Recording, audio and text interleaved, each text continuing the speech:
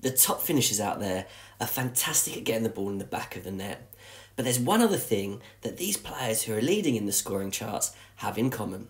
And today we're going to take a look at just that so that you can score more goals.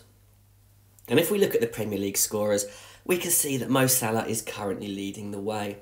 And these goal scorers possess a great ability to finish the ball, but they don't score with every shot. And in these high pressure environments, it's impossible to do that. But it must be realised that these players will miss chances. But countless of times, we've seen them strike and score in the dire minutes of the game, which is rather similar to how Harry Kane performed in the Euros in 2021. It took him the whole group stages where he didn't score, but then it got to the knockout stage against Germany and he got his goal. And then the goals and the floodgates opened from there. At the time, there was a lot of pressure on Kane to score, but it's really normal for these top players to have spells where chances are missed. But these top players will always go back to their ability. They will believe that they can score because they are great finishers in front of the goal. And that's exactly why Pep has brought in Haaland from Borussia Dortmund. He wants a striker for Manchester City that can be selfish and guarantee him goals, bringing in a huge number that will give his team great opportunities in the Premier League and the Champions League next season. And for any striker to be rated as one of these top players, there is an element of greed in their game. And there's been public falling outs happen before, with Mane and Salah having a quite public one after Salah didn't square the ball for Mane.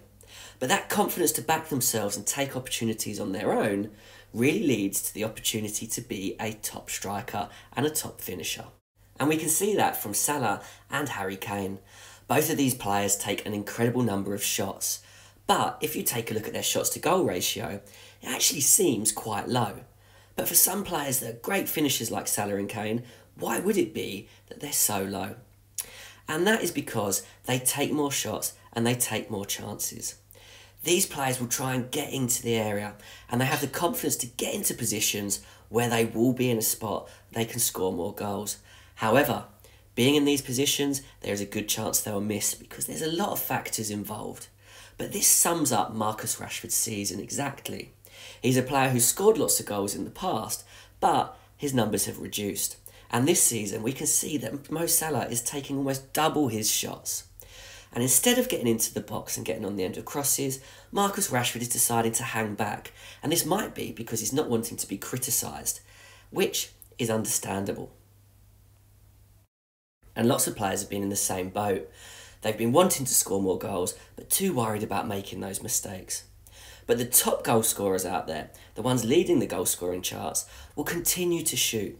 And sooner rather than later, the ball will hit the back of the net.